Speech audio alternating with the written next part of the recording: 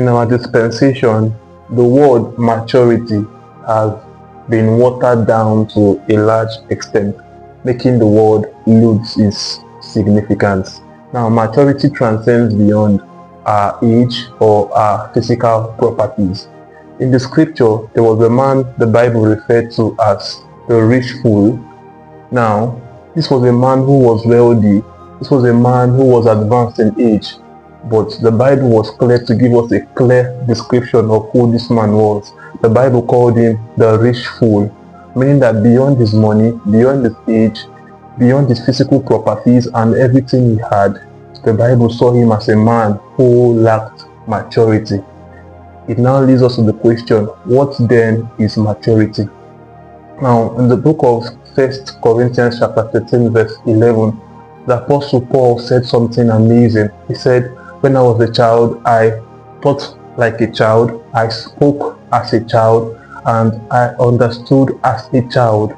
Meaning that we can measure our degree of maturity if we can compare it to the extent at which we speak, to the degree at which we think, and to the extent at which we understand. If you have passed these three litmus tests, we can likely say you have attained maturity. Now, taking David as a case study from the scripture, we saw this 17-year-old boy going to the camp of Israel where they were taking on the Philistines. When people who were advanced in age were running from the giants, this young man took responsibility. This man had a superior understanding to the rest of the troop. He told them, how can we stay here and allow this uncircumcised Philistine to mock and ridicule our God? This guy at the age of 17 had a superior understanding to the rest of the children of Israel. We saw this guy being a small boy in age, yet his understanding was that of a man. If we can attain this level of understanding, we can become giant slayers in our generation. At the age of 17, Joseph himself was already being sold in Egypt as slave.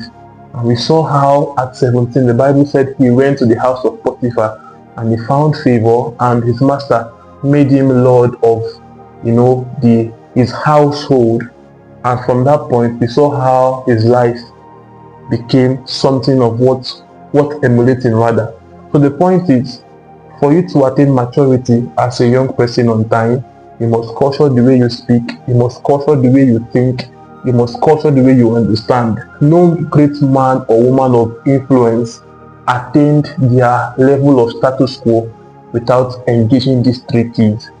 As you continue with your intentionality, I hope you employ this wise word I've given. God will continue to bless us all. Thank you.